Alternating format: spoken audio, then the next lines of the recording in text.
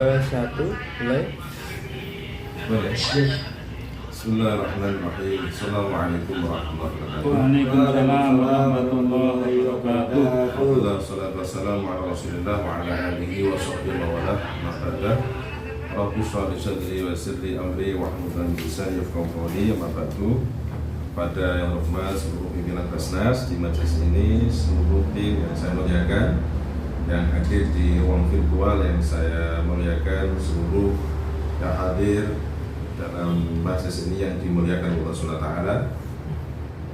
Pertama-tama kita panjatkan puja serta puji syukur Allah Subhanahu wa Ta'ala yang mana pada kesempatan yang mulia ini kita bisa ngaji bareng tentang bab zakat. Alhamdulillah, tema kita akan kita angkat adalah apakah boleh seseorang melakukan khilaf dalam bahasa fikih itu. Khilaf itu adalah melakukan sesuatu di mana ada tujuan tertentu dan nanti kita kaitkan tentang zakat. Jadi apakah itu boleh dan seterusnya, bagaimana pandangan ulama. Sebelum kita ngaji, kita idul fatihah kepada para guru-guru kita, para musonef yang sanadnya sambung kepada Rasulullah sallallahu alaihi wasallam ala hadiniyah wa ala kulli yasnin shalihah lahumul fatihah. A'udzu billahi minasy syaithanir rajim. Bismillahirrahmanirrahim. Alhamdulillahi rabbil alamin arrahmanirrahim maliki yaumiddin. Bismillahirrahmanirrahim. Kita mulai.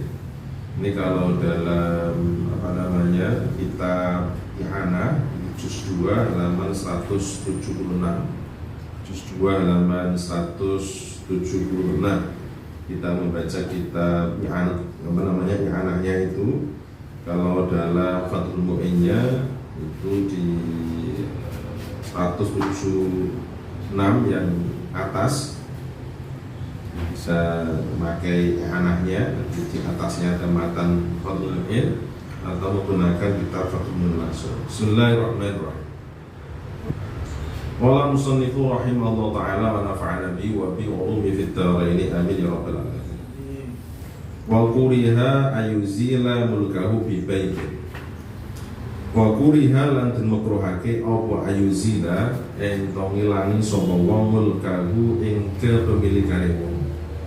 yakni kepemilikan terhadap harta yang wajib dizakati, menghilangkan bibaiin kelawan didol au mubadalatin utawa diganti. Taji bukan wajib fi ing dalem ma amma sing perkara taji bukan wajib apa ma amma sing perkara taji bukan wajib fi ing dalem ma apa zakat zakat. Li hilatin krono hilah. Jadi dimakruhkan, hukum awal itu adalah makruh bagi orang yang mempunyai harta yang dimana harta itu ada kewajiban zakatnya, yang cara menghilangkan kepemilikan itu bisa dijual atau bisa ditukar dengan benda yang lain demi tujuan untuk tidak mengeluarkan zakat. Lihilatin kronohilah bi ayak suda atau bi ayak suda kelawan gembere yang to nyejo sopong bihi kelawan mukun ayuzila taf'awuju bizakati ing nolak kewajiban zakat. Jadi ada orang yang memiliki benda itu benda zakawi, benda yang wajib dizakati. Semua dia punya emas, perak begitu. Lalu kemudian dalam kepemilikannya dia tahu bahwa zakat yang wajib dikeluarkan dari benda saya yang saya miliki ini wajib dikeluarkan. Kira-kira kurang 1 bulan itu sudah masuk haul karena sudah 1 nisab. Nah, sebelum 1 tahun masih 1 bulan, kemudian dia melakukan transaksi. Yang transaksi itu tujuannya memang harta yang dia miliki itu agar tidak dimiliki lagi, atau agar nanti lepas dari kewajiban zakat. Karena ketika nanti masuk 1 bulan berikutnya sudah 1 tahun, maka ketika sudah 1 tahun wajib mengeluarkan zakat karena sudah haul dan nisab, sudah 1 tahun dan memenuhi takaran nisab. Nah, kalau orang itu bertujuan demikian, maka hukumnya makruh.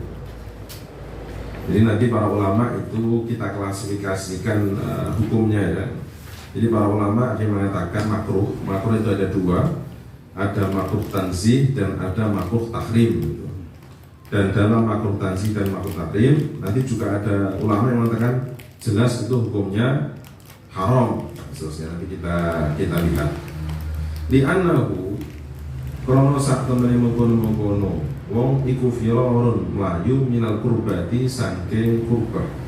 Karena orang yang demikian itu dia bertujuan memang lari dari untuk mendekatkan diri kepada Allah. Dia berkewajiban untuk beribadah, kemudian tiba-tiba dia tidak setuju dengan itu sehingga dia kemudian lari dari kurban tersebut. Maka hukumnya makruh.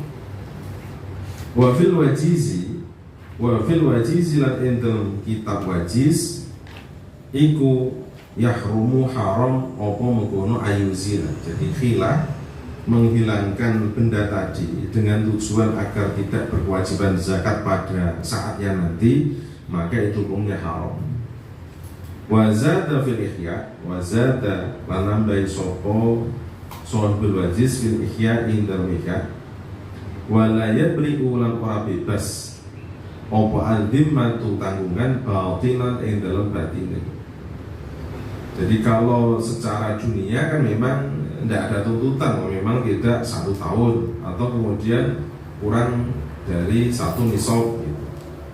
Maka secara duniawi memang tidak ada tuntutan, memang tidak memenuhi syarat rukun. Tetapi secara batin itu tidak bisa terlepas. Artinya nanti di akhirat itu masih ada tuntutan dari Allah Subhanahu wa taala. Wa anna hadza lan sak temene ikilah mengkono-mengkono khilah atau ayuzila itu minal fikhi iku setengah ilmu fikih adhari kang berbahaya. Jadi ilmu itu ada dua, ada ilmu nafi', al ilmu ilmani, ilmu nafi'un wa ilmun dharun atau ghairu nafi'. Nah, kalau belajar hal-hal begini, bagaimana bisa menghindari zakat, bagaimana lari dari zakat, maka kalau ini dipraktekkan, ini sebagai ilmu. Kalau ini dipraktekkan sungguh, maka itu masuk ilmu fikih yang adhar, ilmu yang berbahaya. Artinya jangan sampai ini menjadi landasan, karena dalam fikih kan tidak masalah. Dalam fikih tidak apa-apa, karena kewajiban fikih itu kan kalau sudah sampai haul, kalau sudah mencapai nisab. Nah ini kan tidak, berarti kan tidak wajib. Kalau tujuannya tadi itu untuk firar, untuk lari dari kewajiban itu, kemudian menghindar dari kewajiban zakat, maka menurut Al-Wajiz, kitab Wajiz itu hukumnya haram. Termasuk oleh Imam Ghazali itu ditambahkan diterangkan di sana dalam kitab Ihya-nya bahwa pemahaman yang demikian, memahami kasus yang demikian agar tidak terkena kewajiban zakat, itu bagian ilmu yang dhar atau ilmu yang berbahaya. Wa qala lan dawu sahih Ibnu Shalah ya'thamu dosa sapa wong bi qasdihi kelawan nejo mengkono hilah atau ayuzi lamul kahu la bi fi'lihi orang lakoni mengkono ayuzi lamul kahu. Menurut Ibnu Shalah bahwa yang berdosa itu karena ada tujuan untuk menghilangkan kewajiban zakat. Jadi tujuannya ini saya tukar biar nanti tidak sampai 1 tahun. Ini saya tukar, saya keluarkan agar tidak sampai 1 nisab. Ada tujuan itu biar terhindar dari kewajiban zakat. Nah itu yang dosa.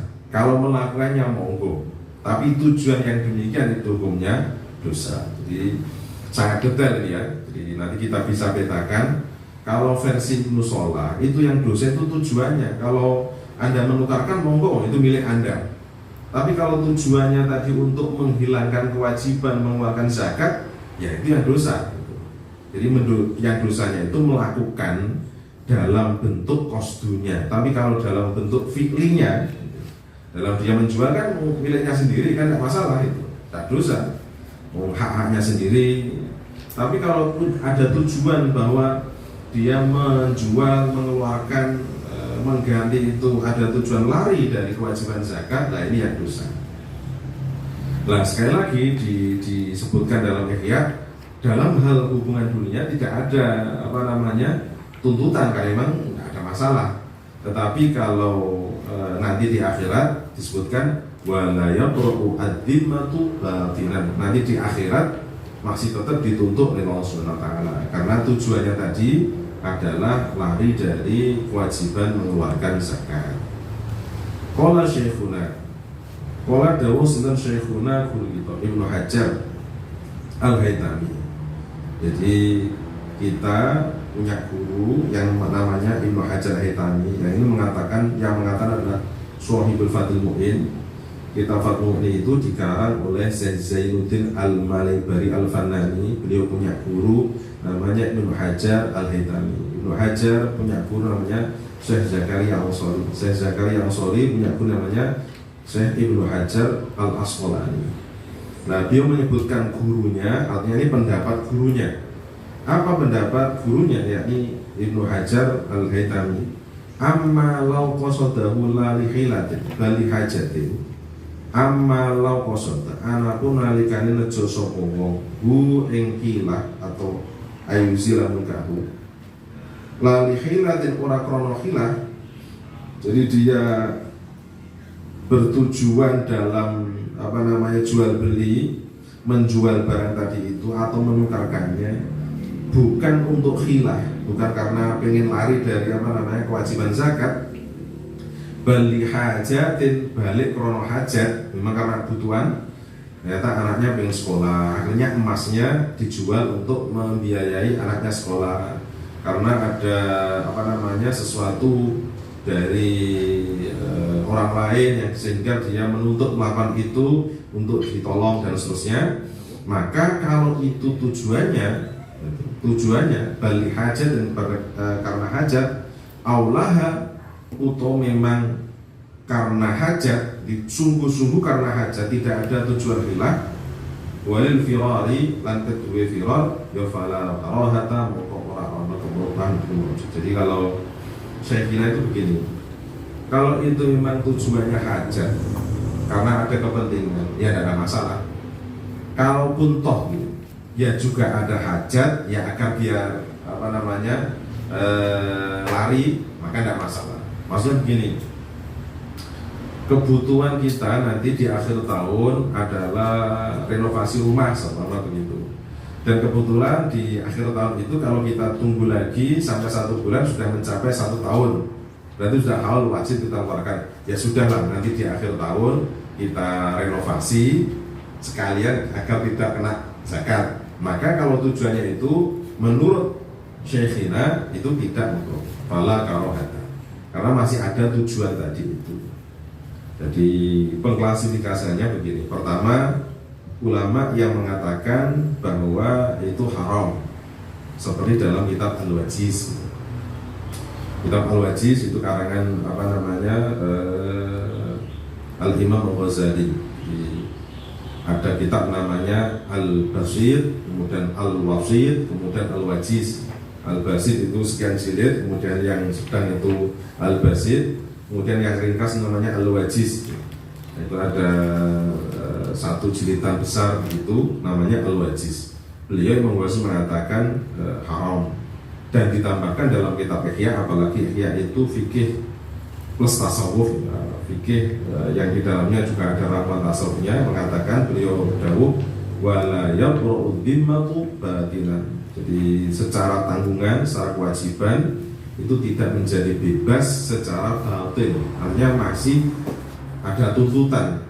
Kalau kemudian ini tidak ada dhimmah, tidak ada dhimmah batinan, berarti ya di dunia sudah bebas, ya di akhir tidak ada tuntutan.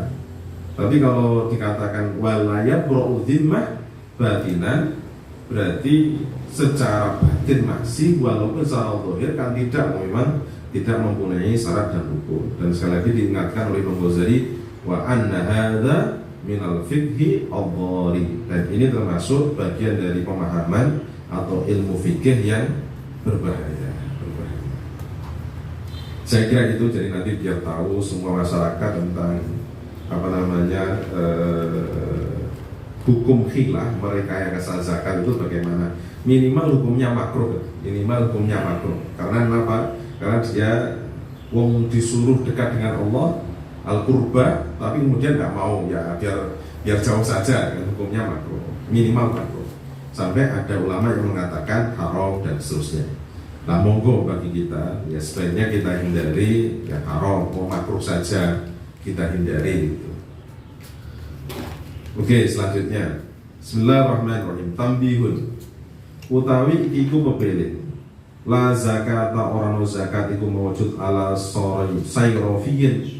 sayrofiyin ing atase wong kang adol duit.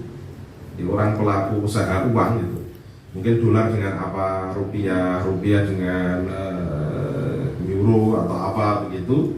Maka bagi mereka tidak ada kewajiban zakat. Badala kang ganti atau tukar menukar sopo serofi walau litijarati senajan to krono perdagangan, walaupun pertukarannya itu tidak hibah atau tidak tabadulnya saya beri kemudian ya sudah suatu saat diganti, itu tidak, tapi memang tujuannya litijarah fi athna'il hauli ing dalam tengah-tengah tahun bima klan perkara fiya dihi kang ing dalam tangane ngono wong minan nakdi saking rupa duit ghairahu ing mengkono sak liyane naket min jinsihi sang jenis naket au ghairahu utawa liyane naket.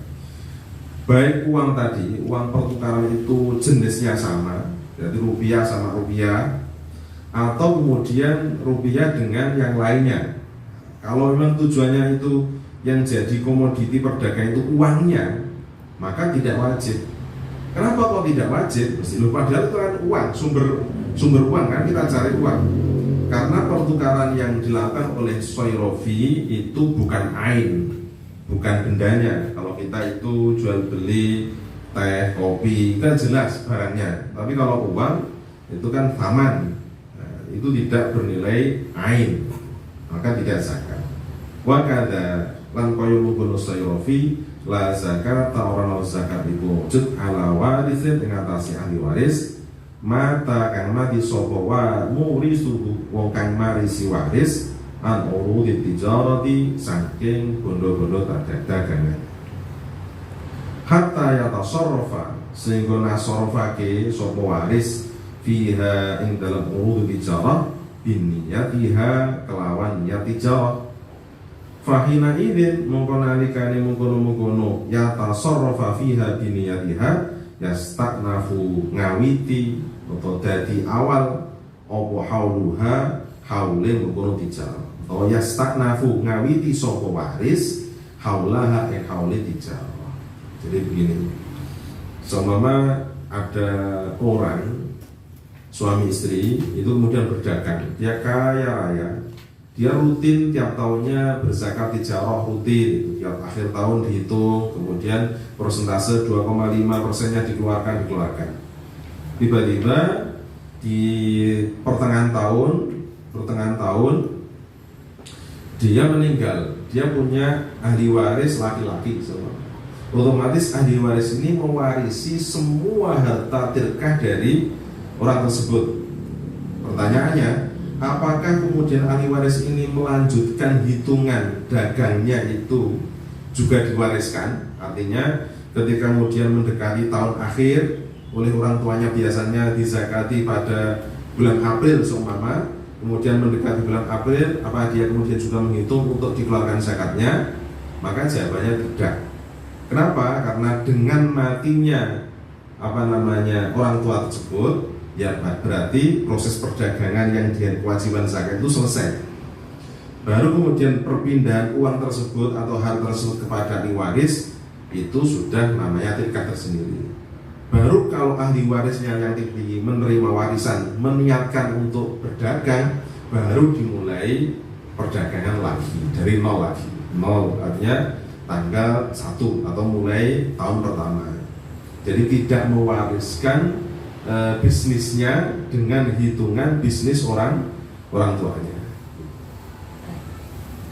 Wala zakata Wala zakata lan ora ana zakat iku wujud fi hulliyin ing dalam perhiasan mubahin kang mubah. Jadi perhiasan-perhiasan yang boleh seperti gelang, cincin, anting, kemudian kalung, itu tidak ada kewajiban zakat. Maka istrinya Pak Pur, Haji Purnomo, mungkin punya perhiasan, nanti pada kadar tertentu karena itu berupa perhiasan, maka tidak wajib dikeluarkan zakatnya atau tidak ada hitungan zakatnya. Walid takhadur rajulu walawid takhada senajan to ngalap hu ing hulliyin sapa ar-rajulu lanang, walaupun itu yang yang melakukan laki-laki, maksudnya dia beli gelang, beli kalung yang itu perhiasannya gitu. Terus kemudian perhiasan ini bukan melihat siapa yang memakai, tidak, atau siapa yang menggunakan, tetapi ini dipandang dari jenis bentuk hulinya, bentuk dari perhiasannya. Kalau itu bentuk perhiasan, maka tidak wajib dikeluarkan zakatnya. Bila kos dilupsin kelawan tanpa nejo gawe au ghairihi utawa salian lupsin, baik itu niatnya main dipakai atau tidak dipakai. Jadi memang berupa perhiasan, punya perhiasan, baik dipakai atau tidak dipakai. Au intakhaduhu utawa gawe sapa wong hu ing khuli li ijaratin krana disewaake. Jadi mungkin event organism OC itu ya, OE ya, atau EO, event organism. Dia punya jasa mengelola acara-acara pernikahan dan seterusnya. Kemudian dia beli perhiasan. Perhiasan ini ya bentuk perhiasan. Maka bagi mereka, walaupun ini diijarahkan, disewakan, itu tidak ada kena unsur zakatnya. Nah nanti kalau kemudian mana yang kena unsur zakatnya, nanti di belakang itu ada. Kalau dia itu memang meniatkan itu bagian dari investasi. Jadi investasi yang kemudian diberupakan perhiasan, maka yang dinilai itu investasinya bukan bentuk perhiasannya, karena dia meniatkan untuk investasi. Beda kalau dia beli untuk memang perhiasan, terus kemudian perhiasan ini dipinjamkan, disewakan atau apa, tidak ada masalah. Au i'aratin utawa disilehake. Jadi dia beli kalung dan seterusnya untuk dipinjamkan. Li imra'atin kedhe wong wadon. Wa illa lamun orang, yakni tidak menjadikannya sebagai khuli yang mubah itu. Idza takhadahu nalikane ngalap songhu ing kono khuli biniyatikan zin kelawan niat disimpan. Loh ini biniyatikan zin kelawan niat disimpan. Kalau niatnya itu fatajib mongko wajib opo az-zakatu zakah fihi ing dalem kanzin. Jadi kalau niatnya memang diniatkan itu dia untuk disimpan, bagian harta itu memang bahasa kita itu investasi gitu, maka ya wajib dizakati. Jadi yang tidak wajib tadi itu perhiasan yang memang digunakan atau kemudian niatnya dia punya untuk dipinjamkan atau kemudian disewakan, maka bentuk dari jenis perhiasan itu tidak bagian yang wajib untuk dikeluarkan zakatnya. Oke, far'un utawi ono iku cabang suci. Ya juzuna li rajuli kedung lana apa tahattumun gawe ali-ali bi khatimi fiddatin kelawan ali-ali perak. Jadi laki-laki itu boleh menggunakan cincin dari perak, jenis perak. Bal yusannu balik disunahake apa takhattum fi khinsiri yaminihi ing dalem jari kelingkinge tangane wong au yasarihi, tangan tengene wong au yasari utawa tangan kiwane wong. Jadi menggunakan cincin itu berada di jari kelingking, baik kanan maupun kiri. Litiba ikrono ngikuti Rasulullah sallallahu alaihi wasallam. Rasul juga memakai cincin. Mas Arifin punya cincin, alhamdulillah. Itu kalau diniati ittiba, ya ini mengikuti Rasulullah, itu hukumnya sunnah.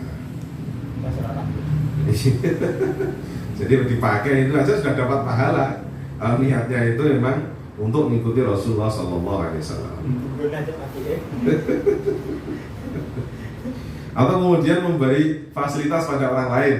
Ini saya beli cincin, mohon dipakai ya. Kemudian dia mengingatkan itu, selagi dia memakainya ya dia dapat pahala karena memberikan fasilitas ibadah pada orang lain. Ya. Seumur hidup. Betul.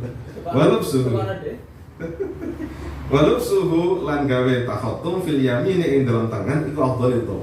Kalau menggunakannya itu di tangan kanan itu lebih afdal. Tapi walaupun kiri itu sudah dapat kesunahan. Karena kesunahannya dalam memakainya. Afdalnya itu di yang sebelah kanan. Wasawaba lan benerake sawal adrai imam adrai ma ing perkara iqtada kana trabihu ing ma apa kalam Ibnu Rifah dawe Ibnu Rifah min wujubi nafsihi sanging wajibe kurangi mengkono khatim an mithqalin saking sak mithqal linnahi krono larangan an ittikhadihi saking ngalap mengkono khatam mithqalan ing sak mithqal. Jadi menurut Ibnu Solah Ibnu Rif'ah yang dibenarkan oleh Imam Adrai. Imam Adrai itu mendukung pendapatnya Ibnu Solah tentang bahwa tidak boleh memakai takhatum yaitu melebihi 1 miskol karena berlebihan. Padahal 1 miskol itu kalau gram-graman emas itu mencapai 4 gram. Jadi 4 gram emas dari perak, padahal 1 gram itu kalau itu 1 juta saja, itu berarti kan sudah 4 juta. Wasanatuhu utai sanate mengkono kalam iku hasanun bagus. Lakin do'afa tetapi ini do'efakehu ing kalam sopa an-Nawawi. Ini terjadi khilaf. Artinya berapa kadaran yang itu masih diperbolehkan dan yang sudah tidak diperbolehkan. Tapi kalau prinsip awal menggunakan takhatum, menggunakan cincin itu hukumnya sunnah tadi kalau diniati mengikuti Rasulullah. Tapi berapa besaran itu jangan sampai melewati 1 miskol menurut Imam Adrai, didukung oleh atau kalam Ibnu Rifah yang didukung oleh Imam Adrai. Tapi kalau Imam Nawawi tidak harus begitu. Yes. Bagaimana terus? Fal aujau mongko utawi kaulang kang luwih kena wajah ana senek lakon iku layat batu ora den langgeri apa takhatum bimisqalin kelawan sak misqal. Jadi kaul aujah itu berarti kaul yang lebih kita pegang karena lebih mendekati kesepakatan para ulama dan juga mendekati dalil-dalil yang disepakati oleh ulama. Karena perbedaan itu bisa saja dari posisi dalilnya. Menurut ulama A ini dhaif, untuk ulama lain itu bisa sahih, bisa hasan. Tapi nanti kesimpulan itu kadang mutafak sepakat, kadang kesimpulannya yang tidak sama. Jadi istidlalnya yang tidak sama. Kalau dalam hal ini al-aujah itu bukan menjadi pelanggaran 1 miskolnya, enggak. Tetapi yang jadi pelanggaran, yang jadi ukurannya bal bima balik lan perkara la yu'addu kang ora diwilang apa mak israfan ing israf mutfan ing dalam uruf. Jadi yang jadi patokan itu uruf. Kalau secara kebiasaan itu tidak israf, ya biasa saja karena lingkungannya itu orang-orang kaya, the have itu. Cincinnya harganya mahal-mahal dan bagi mereka itu wajar. Maka ya masalah itu tidak masalah. Artinya hukumnya menjadi tidak makruh atau tidak haram gitu. Qala dawu sapa asy-syekhuna guru kita. Wa alaihi lan iku ing atase qaul bal bima la yu'addu israfan urfan fal ibratu mongko utahe kang den anggep bi urfi amtalil labisi kelawan urfe sepadane wong kang gawe. Jadi urfnya ini itu ukurannya adalah urfnya labis. Kalau saya memakai itu kebiasaan di lingkungan saya itu seperti apa. Jadi bukan urfnya A, B, C yang di luar itu enggak, tapi urfnya yang labisnya yang memakai.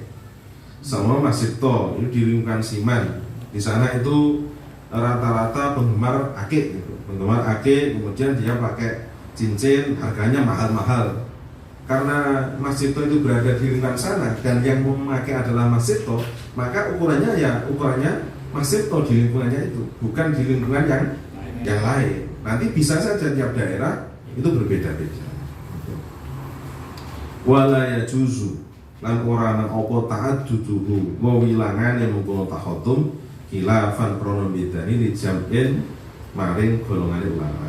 Jadi sebagian ulama ini menyelisihi dari jam'in. Jadi mayoritas ulama namanya jam'un. Terus ada yang mengatakan tidak boleh kalau cincin itu lebih dari satu. Jadi selama pakai jari itu semua ada isinya begitu.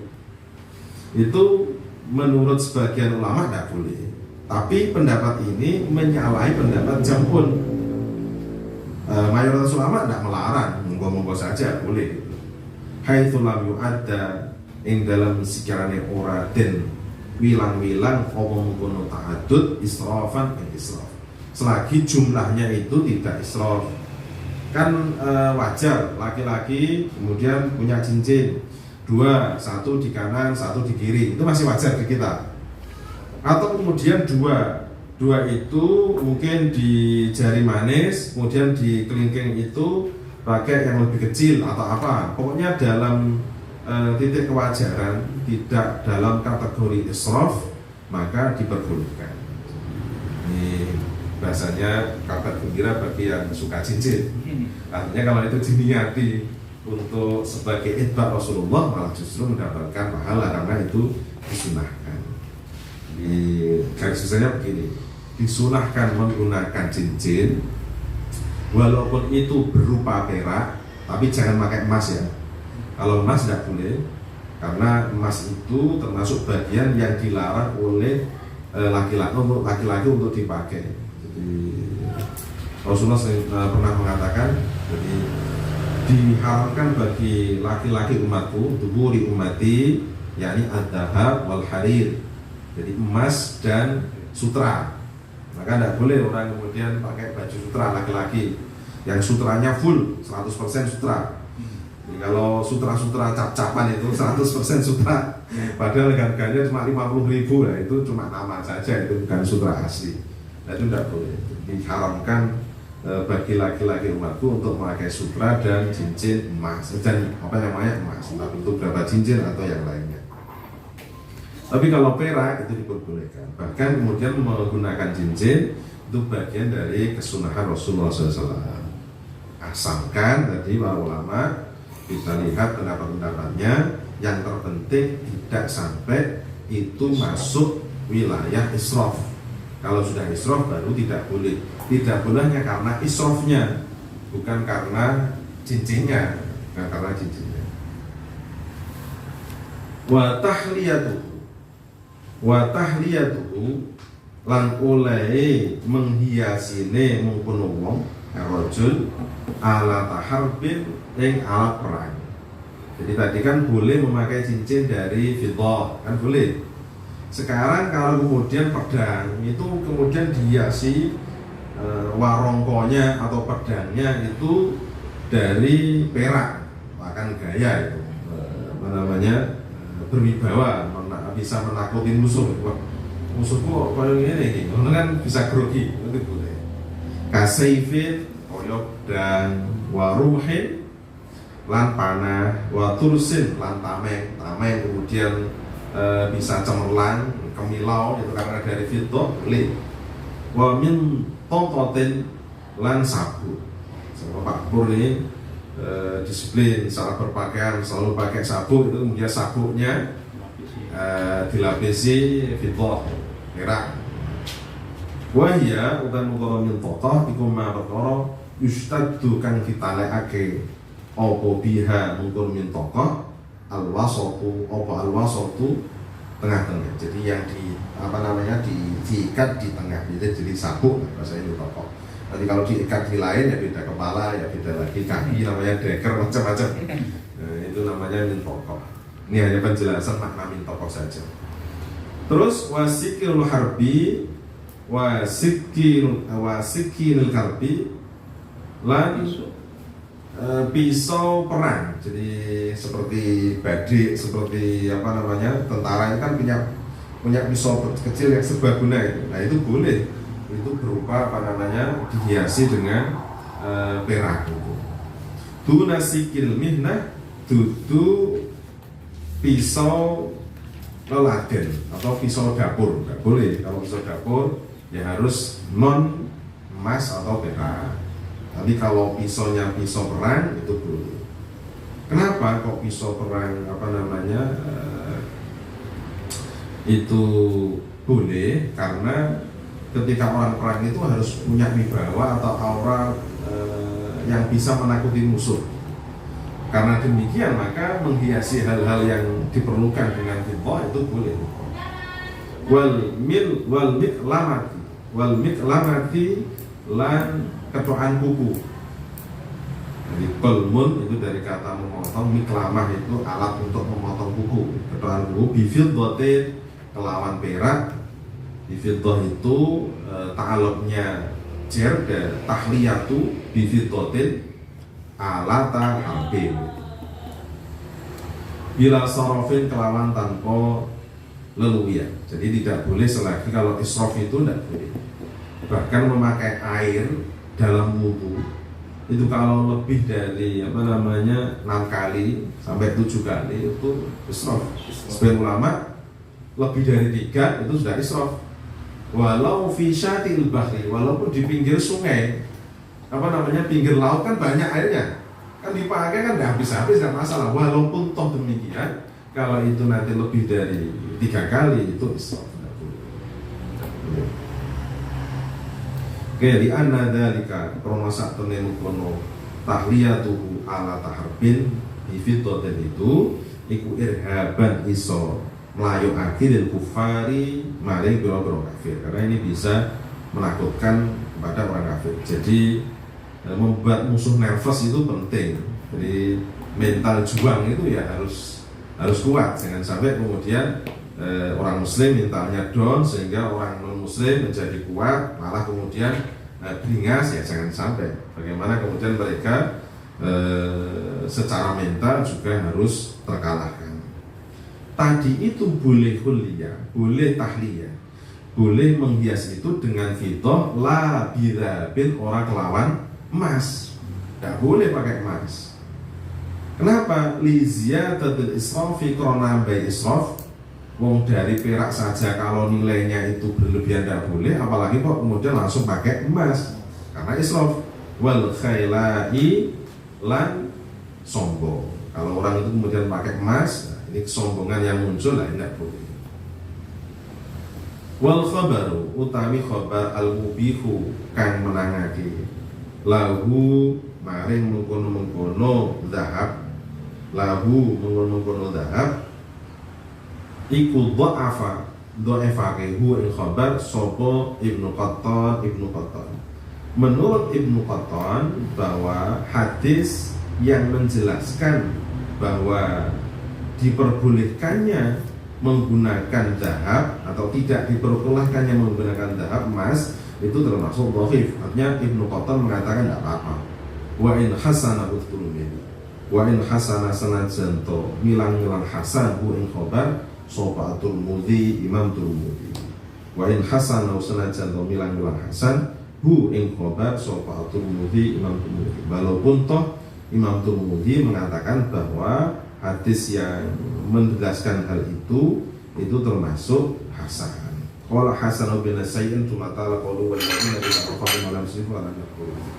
Intinya bahwa apapun bentuk kebaikan itu kalau sudah israf, apalagi ada unsur khailak sombong, ya itu menjadi tidak boleh. Wa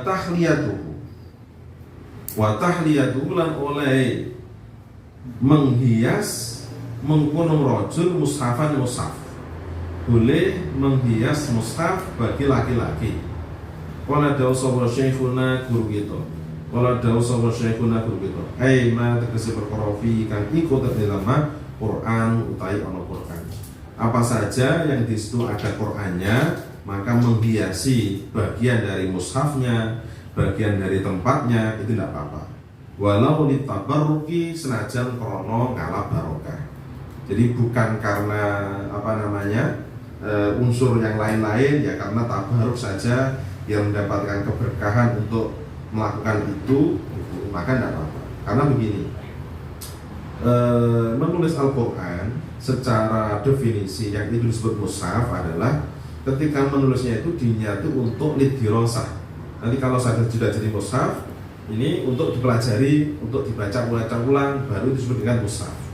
Nah ini kalau orang kemudian menulis bagian Quran tidak untuk lidirosah tapi litabarruk.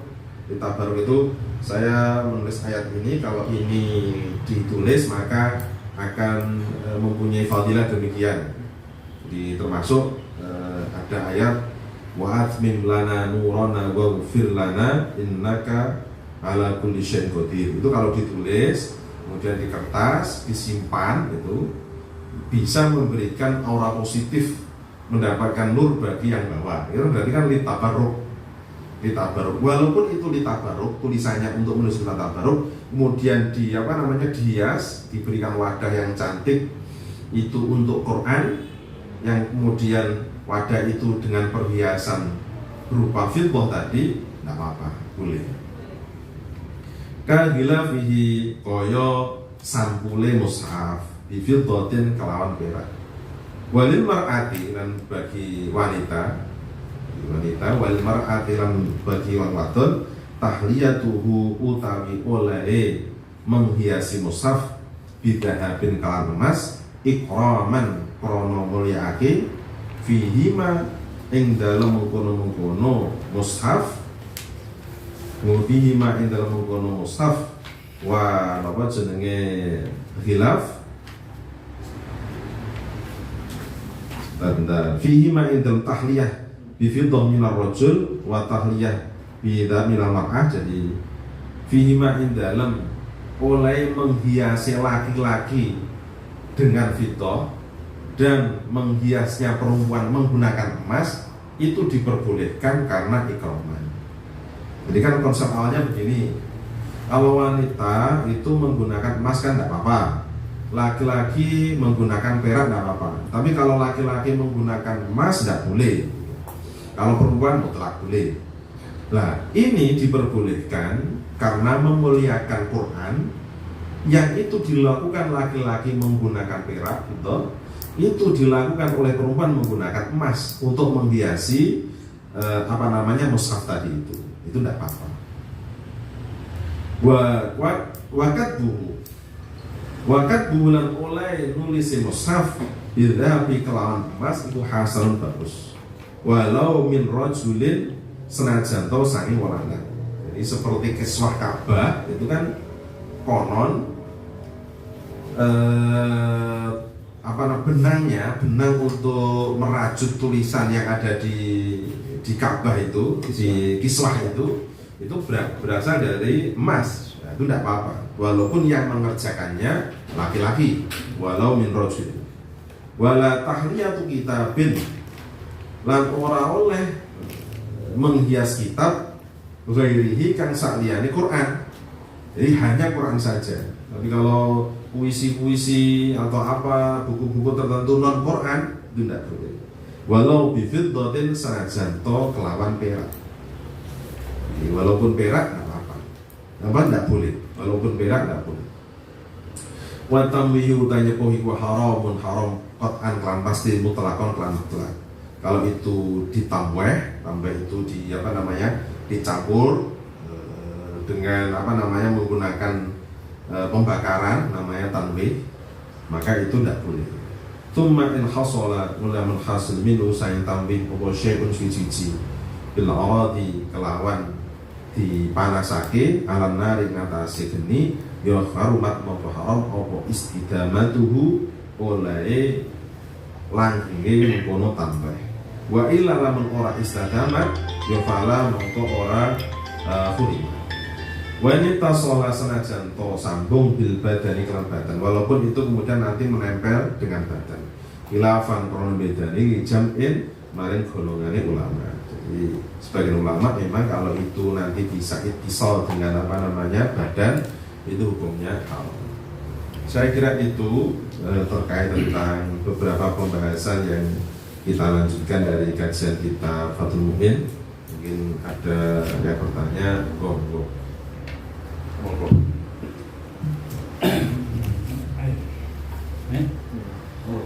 Assalamualaikum warahmatullahi wabarakatuh. Warahmatullahi wabarakatuh. Terima kasih Gus Aswin atas kesempatan yang diberikan kepada kami. Alhamdulillah kita sudah banyak sekali tambahan wawasan-wawasan terkait dengan zakat, terutama zakat emas, zakat perdagangan. Kemudian pada kesempatan pagi hari ini kita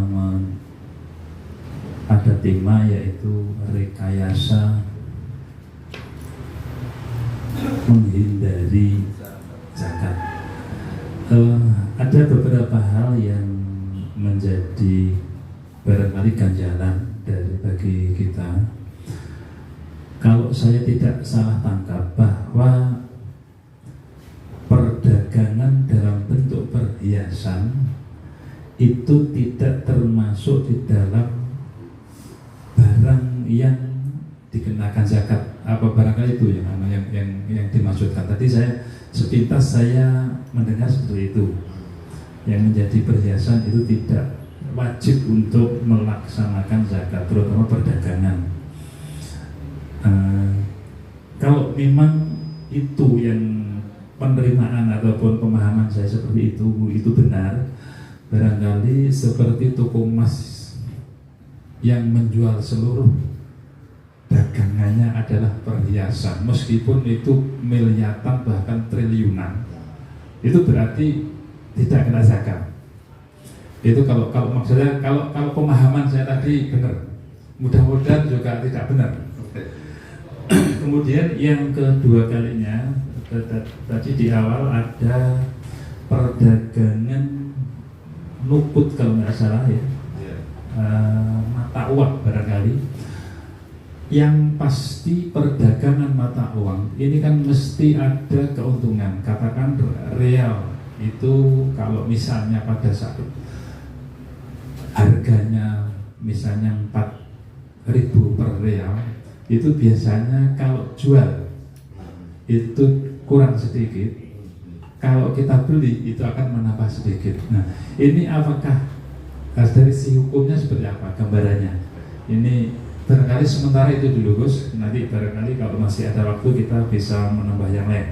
Terima kasih. Assalamualaikum warahmatullahi wabarakatuh. Waalaikumsalam. Saya jawab pertama begini, bahwa tadi konsep awal bahwa perhiasan itu yang berasal dari emas perak, kan hukum awal emas perak itu terkena zakat. Kalau itu bentuknya perhiasan maka tidak wajib dizakati, kecuali sudah israf, melebihi ketentuan masa menggunakan perhiasan sekian banyak, jadi itu sudah israf, itu terkena zakat. Yang kedua, kalau dia itu menyimpan, artinya dia mempunyai perhiasan itu niatnya untuk disimpan, kanzun tadi itu niatnya memang untuk disimpan sebagai investasi, maka itu wajib dizakati. Jadi kita lari dari unsur perhiasannya karena sudah masuk pada tujuan kiniahnya, tujuan dia memiliki itu karena untuk investasi, baru kena zakat. Atau kemudian dia berupa perhiasan tetapi sudah melebihi ketentuan standar, sudah israf, yaitu kena zakat. Lalu kemudian bagaimana kalau ini diperdagangkan? Para ulama menghitung kalau itu diperdagangkan maka zakatnya adalah zakat perdagangannya, bukan zakat perhiasannya, masfiratnya, begitu. Jadi yang dihitung itu karena dia memulai zakat perhiasannya. Jadi kan berbeda. Kalau zakat itu berupa masfirat, namanya nakdain itu. Kalau itu masfirat, dia terhitung dizakati mulai dia disimpan kalau itu memang simpanan. Terhitung dia dizakati perdagangan bila dia sudah melakukan proses perdagangan. Kalau hanya diingat ini saya niatkan untuk dagang, belum ada proses maka belum. Yang kedua terkait tentang zakat jual beli emas atau falas yang gitu. Menurut ulama karena uang ini tidak berupa ain, karena uangnya uang kertas dan seterusnya itu tidak secara nilai materialnya itu bernilai karena dia hanya nilai tukar saja, maka karena itu hanya nilai tukar tidak bernilai saman pada bendanya, maka tidak diwajibkan zakat. Seperti hanya kewajiban zakat itu pada ain, bukan pada taman. Jadi menurut ulama begitu. Jadi walaupun mungkin sekian untung sekian dan seterusnya itu kemudian tidak terkena zakat dalam hal ini. Mungkin ada lagi.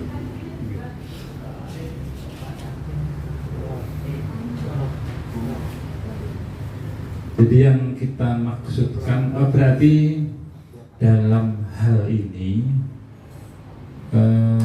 perhiasan yang tetap dijual belikan, artinya dalam bentuk perdagangan ini nanti meskipun yang dihitung itu emasnya, artinya begini, saya punya dagangan emas perhiasan, semuanya perhiasan, nilainya 1 miliar misalnya. Nah, ini nanti kan tetap yang dihitung kan dagangannya dalam bentuk emas itu tadi, bukan artinya yang dizakati itu bukan emasnya, tapi perdagangannya dan perputaran dagangan. Mungkin itu Gus ya. Oke. Terima kasih. Itu yang kemudian yang ini barangkali ada mengganjal. Ini mungkin termasuk menyimpang dari tema zakatnya. Penjual beli falas itu yang pasti jual beli falas itu kan biasanya perbedaan mata uang dari rupiah ke dolar, dari rupiah ke rial dan sebagainya. Ini maksud saya hukum dasarnya itu jual beli falas itu diperbolehkan atau karena itu kan bentuk mata uang. Sederhananya kan betul duit itu sederhananya seperti itu. Nah itu hukumnya kan atau kemungkinan ada perbedaan dengan yang menukar di pinggir-pinggir jalan ketika menjelang hari raya itu ada uang baru recehan, itu biasanya orang hari raya kita butuh receh ditukar, misalnya katakanlah 100.000 minta 1.000-an atau 10.000-an itu biasa.